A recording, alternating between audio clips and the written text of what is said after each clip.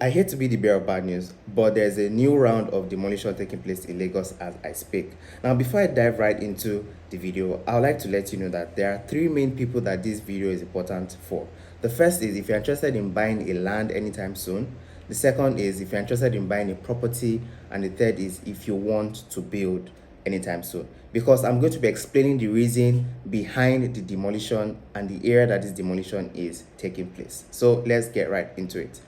So the demolition is taking place in Banana Island, of all places, a very prime area in Lagos. And this just goes to show you that it's not about you having money or about you being in a particular area that certain things cannot happen to you. The problem is that developers can do all their rubbish in any given place. And this video is not to scare you to say, oh, they are demolishing buildings again in Nigeria or in Lagos, I'm not going to invest in Lagos. The problem is that who are you giving your money to? Who are you listening to? Are you listening to the people who will tell you what you want to hear, or you're listening to the people who will tell you the hard truth? And then you choose, okay, I know what is right and I'm going to stick to what is right. Because the reason behind this demolition is totally different from the reason why demolition took place in Ikota last year. Now, if you remember, the demolition that took place in Ikota was because developers built on the waterways, meaning that they built on the canalways. They filled the canal where water is meant to pass, and it caused a lot of flooding, or could potentially cause a lot of flooding. So this particular reason is totally different from the current reason why some buildings have been marked for demolition in Banana Island. Now, the reason behind this demolition in Banana Island is because, one, some buildings were built under high tension power. Number two, they were built within restricted shoreline areas. So what this means is that some developers reclaimed land from the ocean without seeking permission from the government. That's number one. And so you see a lot of land filling that's going on. They'll tell you, oh, the land is very expensive. That, oh, we had to fill the land because we've run out of land. And that's why this land is very expensive. But some of these sand filling did not get approval from the government. And so now the government has come back to say, okay, we've seen that you've done something that we do not approve. You are going to pay the punishment for this. Now, the second thing is that maybe they did not build on land that they've sand filled, but they built without following the regulation. Now, let me tell you what the regulation is. The regulation states that you should not build within 150 meters setback between the ocean and your property line. And that is shown in the building code, which we're looking at right here. It says the minimum distance between any property and the ocean or sea shoreline shall not be less than 150 meters in natural state. Now, the thing is that the government now said that they have permitted people now to build within 100 meters, that they have reduced it. And I quote, this is coming from the general manager of LAPSCA, that's Lagos State Building Control Agency. He said, while regulations mandate a 150 meter setback from the shoreline, which we just saw, the government has reduced this to 100 meters as a concession. However, some developers still fail to comply. Residents should cooperate, as the objective is to restore order and ensure safety, not to target property owners arbitrarily. So the commissioner, the manager has already said, we've even given these people the leeway that you can build so far the setback is, within 100 meters. But some people might sit and say, this land is too big now. Why are the government doing this thing? Let's build within 50 meters. And this is where the problem arises. Now, one thing that I want you to know is, inside the building code, remember last year, the demolition was because they built on waterways. This year, the demolition is because they built under high tension. In fact, let's quickly check out what the building code says. Now, you can see setback to electric power network. They've given you the guidelines that if you are building next to 11 kVA, you can maintain 6 meters setback. If you are building next to 33 kVA, 10 meters setback. If you are building next to 132 kVA, 20 meters setback, and on and on. But you see, the problem is that these people just have money. They don't have this knowledge. And even if they have the knowledge, they just feel like, oh, I have a person in the government. Note, when you're going for approval in any state, it's not the governor that is approving. It's not the commissioner of the built environment that is approving. It's not even the managing director that is approving. So the people who are approving, you might be able to give them money, they look the other way, and then they say your building has been approved. But when the big guns now come and then they say, looking at what is happening, this is not according to the regulation. Remember that the general manager of LAPSCA said the regulation is 150, which I have shown you. So these people that are the big guns, they know what the regulation is. So they might be in their office and they've not gone around and they don't know what's happening. But the moment they start seeing things, they can say, no, we need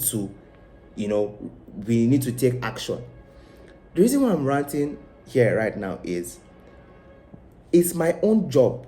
I have made it my own job to educate my viewers, because majority of my audience are abroad. If you look at my statistics, it shows that over 40% of my viewers are abroad. Just 20-something% are within Nigeria.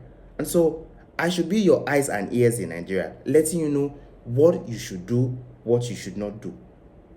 So one of the reasons why they've not started doing this one in mass, but they've done it, but it has not gotten mainstream traction like all these other demolitions, is when you don't build to setback. Because inside the same document that I just used to read out why the general manager of LAPSCA has gone to demolish buildings in Banana Island, there are other reasons like the setbacks.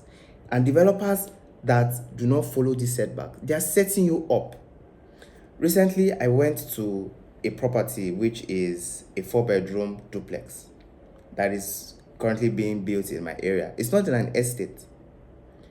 The 4-bedroom duplex is going for 190 million naira in New Okoba, in an untarred road area. Okay, I went into the property. I took a look because I'm also going to be building this year the terrace that I spoke about, the 4 units of 3-bedroom terrace that I spoke about. And so I want to see what is my competition doing.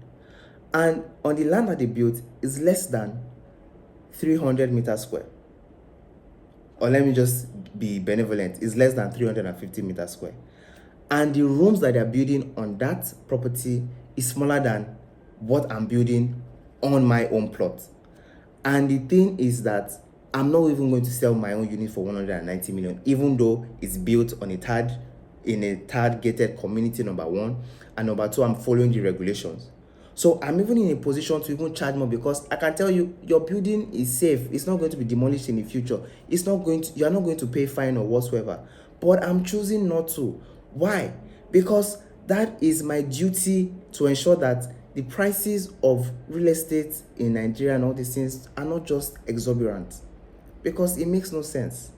And so if you can be within the law and still do business, it's better, so that people can afford, more people can buy homes, etc. Now let me show you one issue that you will face if you buy all these types of houses that do not follow this regulation, aside from demolition. Let's quickly take a look at this. Now, Section 41 of the Urban and Regional Planning and Development Law says that any planning permit granted under this law may be revoked in part or in whole on any of the following grounds. Now, I've highlighted C, E, and F. C states the planning permit was obtained fraudulently. What does this mean? It's exactly what most Lagos developers do. Now, here is what they do. You are meant to build on a plot of land, or you are meant to build on a particular land, and the setbacks that are meant to abide by, you don't abide by those setbacks when you're building, but you do an alternate drawing where the design that you put there abides by the setbacks, and so you completely submit something different and you build something completely different. That planning permit was obtained fraudulently, and so it shows that the law can revoke that permit, which means that if you bought a house and it was not built according to the setbacks, the government can fine you.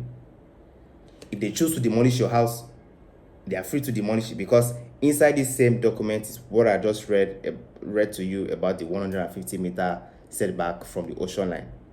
And then the government decided that, okay, we'll make it 100 meters. So why are the developers not clamoring for the government to say, okay, if you've done this for ocean setback, allow us to also build within these air spaces that you said we should not build before. Why are they not clamoring that? Why is it not in the news? So that people can say that, okay, oh, developers have been clamoring since, so that they want to do this so that they can make houses more affordable. But no, they are not building to the standard, yet the prices are going up. That's one. Two, the permitted development or use has been modified, altered, varied, added to, or renovated without permit. This is the same thing. What they are building on site has been modified compared to what they submitted for approval.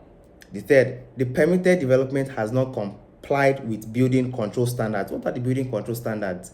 Things like don't build on the canalway, don't build under high tension, and build according to the setbacks, which developers are not abiding by, because you're sand filling land, you're sand filling the ocean, you're claiming land, you are building within less than 100 meters setback from the ocean. That is, you're not abiding by the setback, and now the government has gone to Banana Island to go and demolish.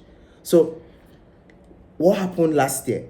Something new is happening this year. Who says that next year is not when they will say that, okay, for setbacks we want to start fining people, or we want to start demolishing people's homes?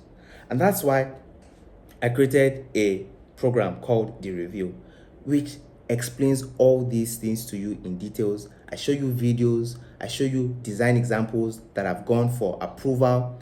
I show you how to build to the approval standard. The kind of design that you get when you follow the setbacks is within this program. And if you're interested, so that you can know what you should be avoiding, and you can know the kind of questions that you ask your agent who is looking for land for you, who is looking for house for you, so that they themselves know that, when this person wants to buy land, this guy is asking me questions, this client knows a lot of things.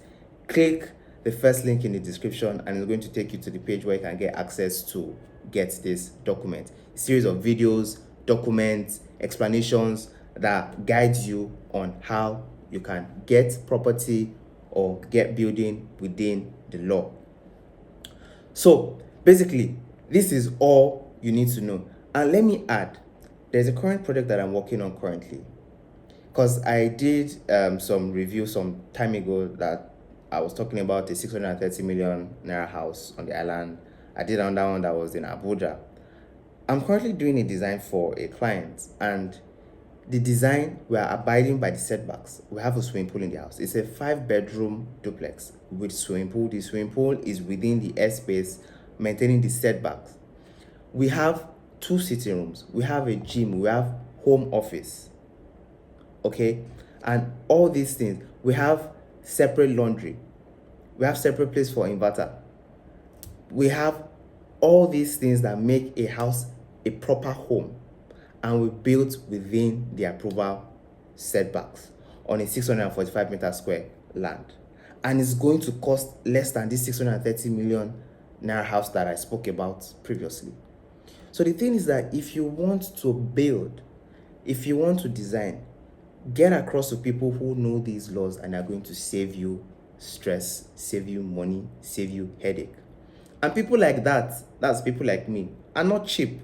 So I've turned down a lot of people who have reached out to me, because why are you trying to treat me like I'm some roadside person that, oh, you know that I have things up here and then you think that I'm young, okay, so just manage this. No, I've worked for companies like Airbus, the airplane company. I've worked for companies like Heliconia. I've worked for numerous real estate companies. I've worked with different offices. I've worked for banks.